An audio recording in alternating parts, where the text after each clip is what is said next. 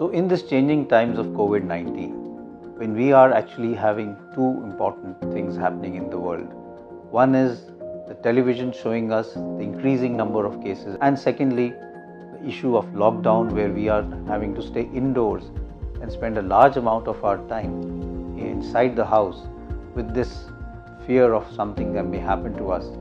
It's natural that there will be stress and anxiety. The bodily symptoms include either restlessness or increased sweating, dry mouth, difficulty in breathing, palpitation.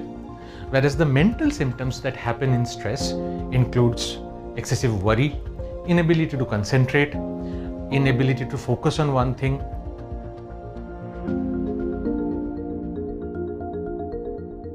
We need to train our mind to do other things so that we can manage better.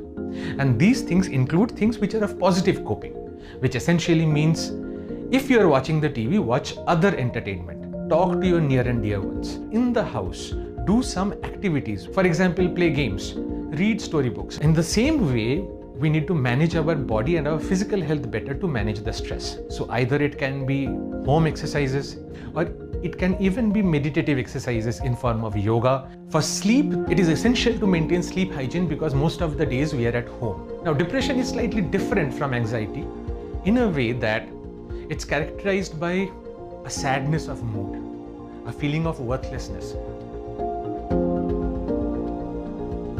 Hold on to hope that comes by looking at our near and dear ones and by doing certain basic things. For example, exercises, forcibly doing household chores, forcibly talking to others, forcibly distracting yourself. Finally, in depression and in anxiety, when things are severe, don't go for substance use as a method of coping, or don't self-medicate, and in case of emergency, seek proper medical consult or proper mental health consultation.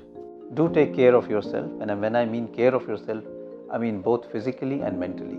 I wish you all a good physical and mental health.